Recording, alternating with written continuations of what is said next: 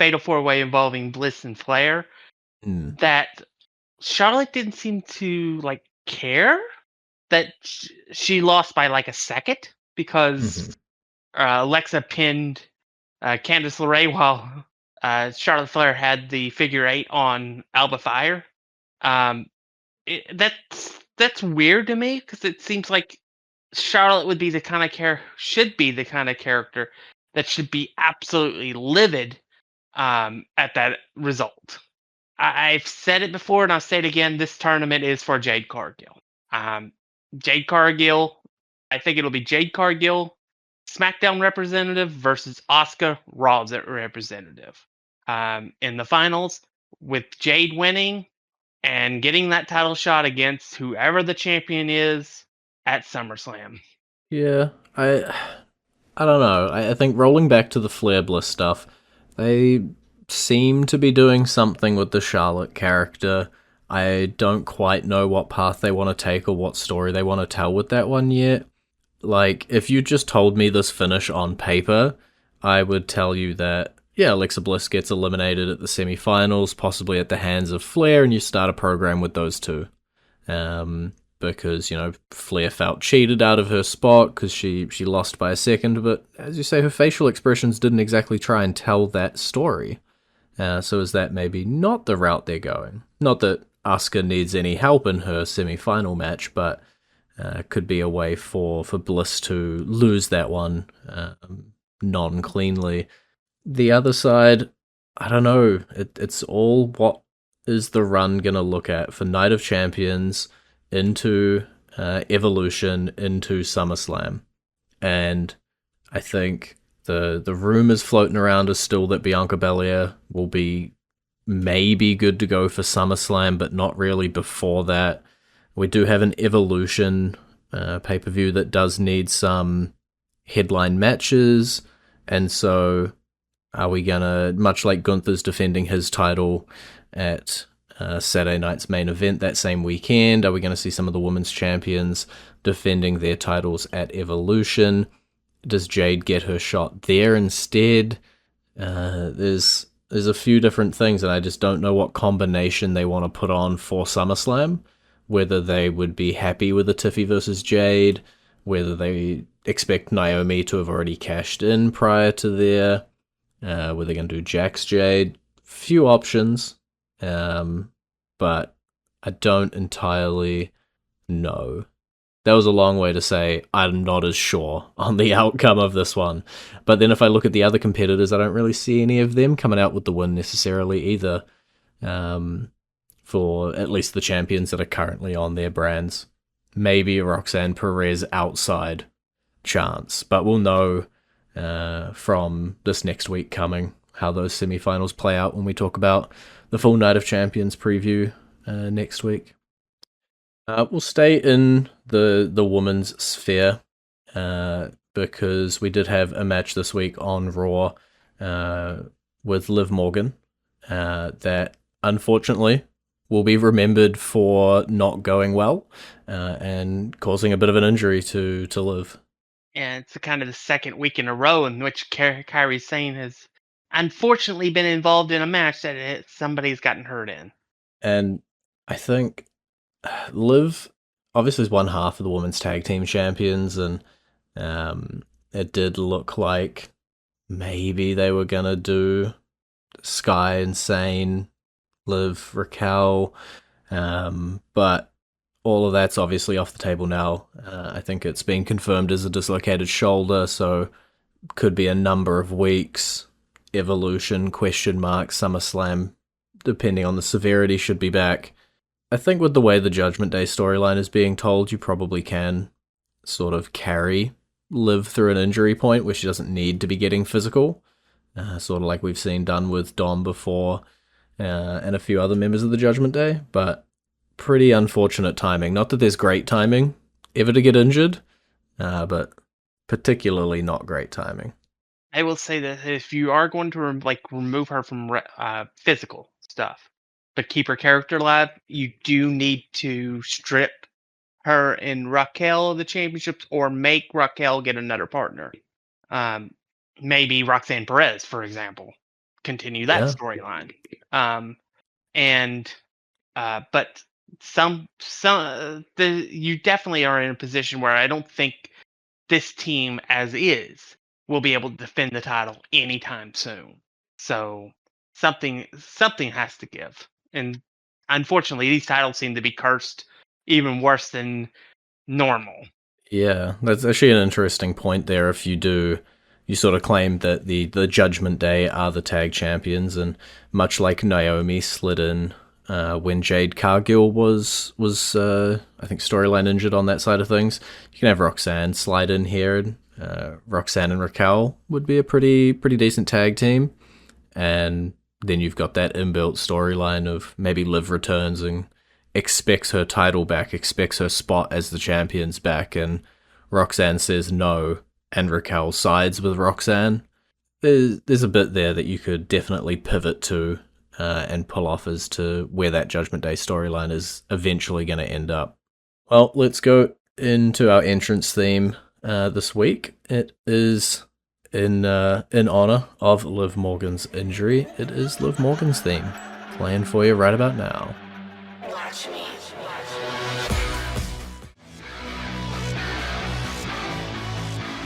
And you're back to Wrestling Roundup on FreeFM, ArrowFM, and MPR. I'm Grady, he's Josh. It wasn't just Liv Morgan in the Judgment Day getting storyline, getting stuff built. Dominic Mysterio, after defending his title against the AAA Luchadors, now has AJ Styles staring him down for Night of Champions.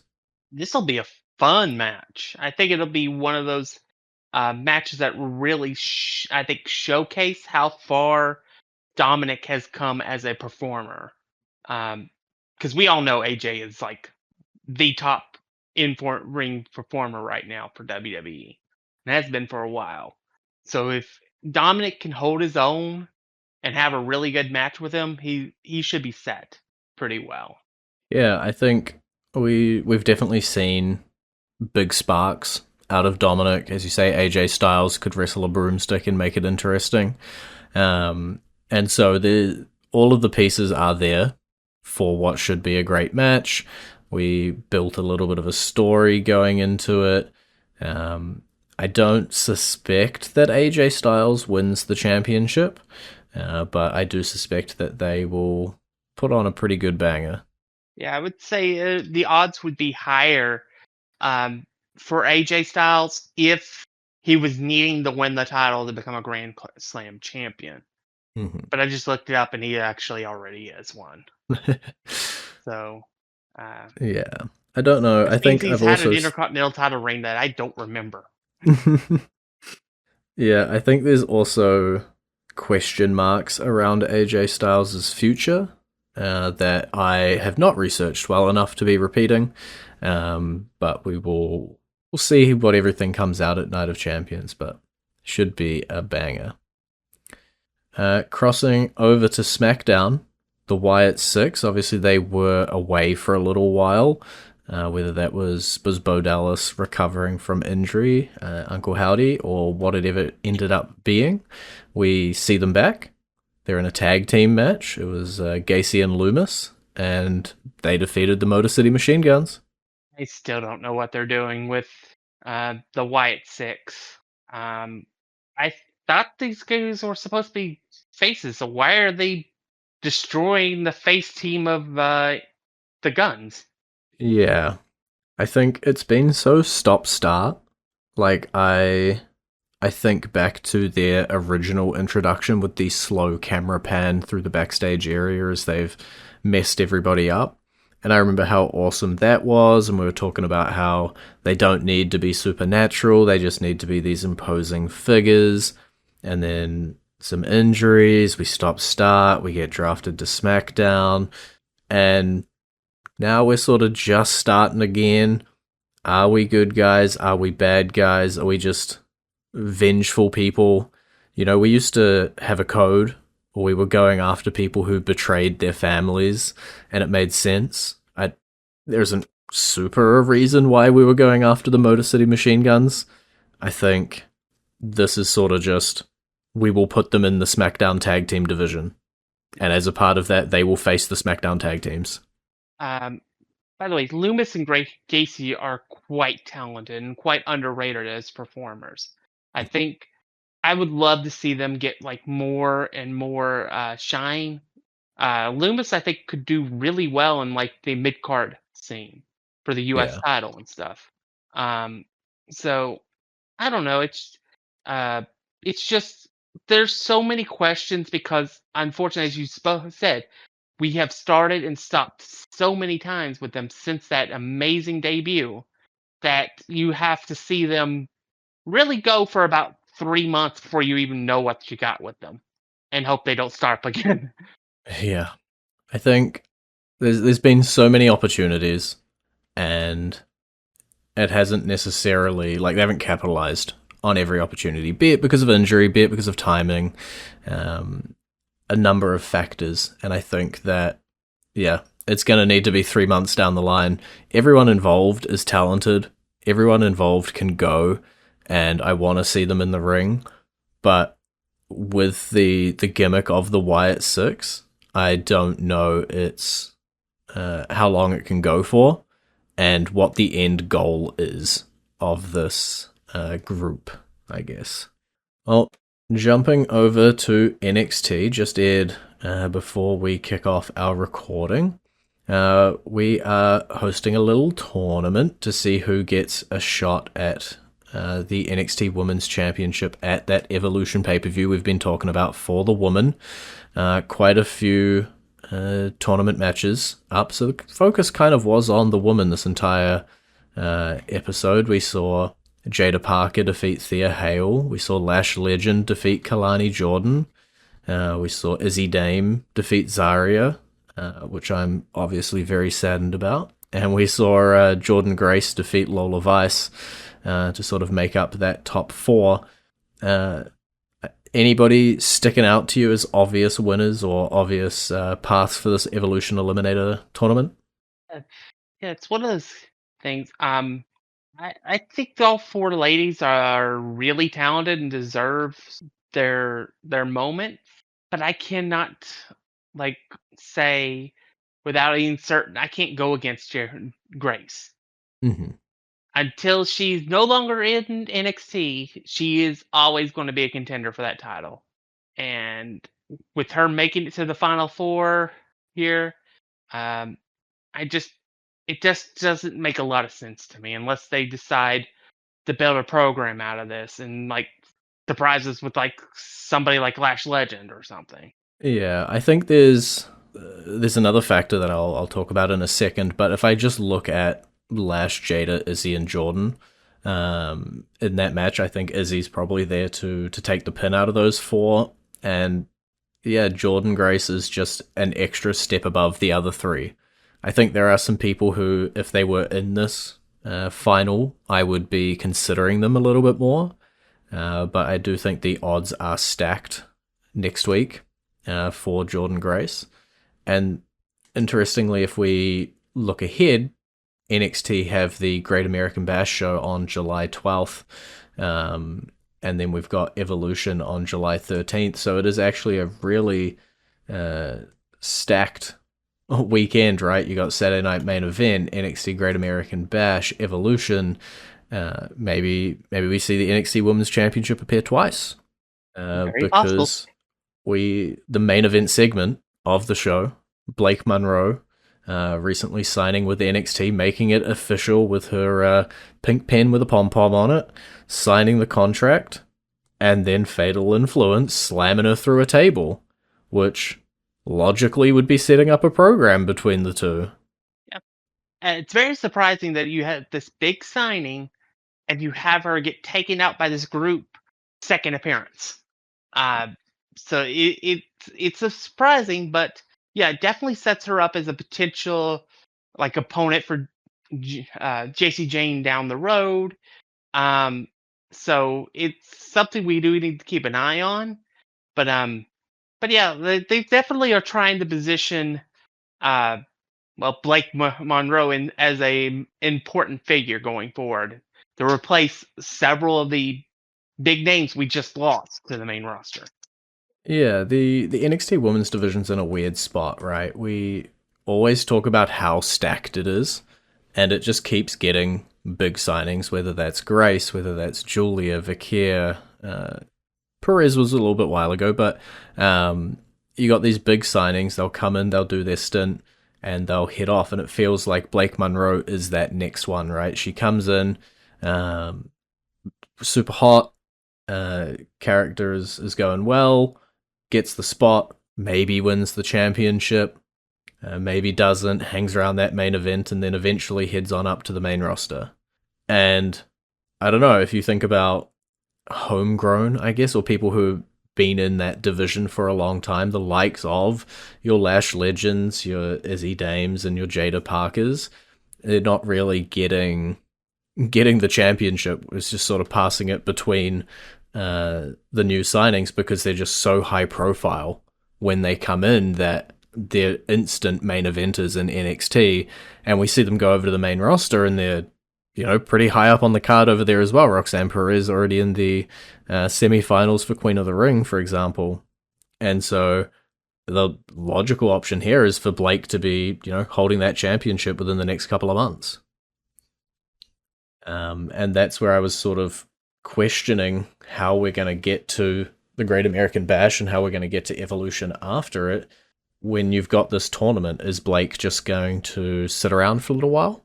Is she going to somehow get slotted in to that Fatal 4-Way final next week? Or is she going to face JC at the Great American Bash while the winner of the tournament goes to Evolution? I don't know. I don't know how high profile they want each of the Evolution matches to be, though that card is just starting to shape up. I think that's the only match announced for it at the moment. Yeah, I definitely think they might want to give her a couple of matches before we just throw her in the ring with JC Jane. Mm-hmm. Because WWE style is 1,000 times different than any style she might have done in any other company up to this point.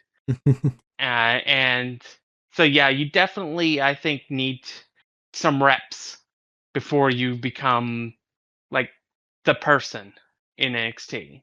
Yeah. So, and it gives us more time to also further develop her character and try to get it over with the audience. Yeah, not a lot, or not everybody who watches WWE has seen AEW knows who Mariah May is. And now that she's here, new name, you got to show who you are, show what you've got, right? It is not often that we see a new signing find their way up straight and immediately onto the main roster. Even the Julias, even the Stephanies, they had their stint in NXT. I couldn't name you off the top of my head how long that was. Even Jordan Grace, right? Top TNA knockout, wrestling a very similar style, wrestled multiple times on WWE already. Still got to go through her little NXT stint. We don't know how long it's going to be, but I imagine that eventually she will be pegged to move up to that main roster as well. Yeah, the last person I can think of that signed with WWE and went straight to the main roster is AJ Styles. I can't think of anybody else that bypassed NXT. Yeah, I'm trying to rack my brain to think about any. I'm not going to count Cody Rhodes coming back, given he was already a main roster superstar. I guess, actually, I got you one. JC Mateo. Jeff Cobb coming over from NJPW. But it does not happen often. It is the exception to the rule. And well, then all right, then we're going to throw out just about every single member of the Bloodline then. Yeah, I outside think of Solo Sikoa, because the Bloodline is the exception, right? Yeah, because that also applies to Jacob Fatu. It also applies to Tamataga and Tongaloa. Yeah. All right. So we'll rephrase that. If you're not a member of the Bloodline, it is very unusual for you to jump straight up to that main roster. You do usually have a stint in NXT, get polished up, and get that built. Alrighty, well, that is all we have time for this week. It's been great talking to you. Bye, B. You can visit our Facebook page, facebook.com/wrestling R&D up, our Twitter page, twitter.com/wrestling R&D up, our YouTube page, youtube.com/wrestling RND up.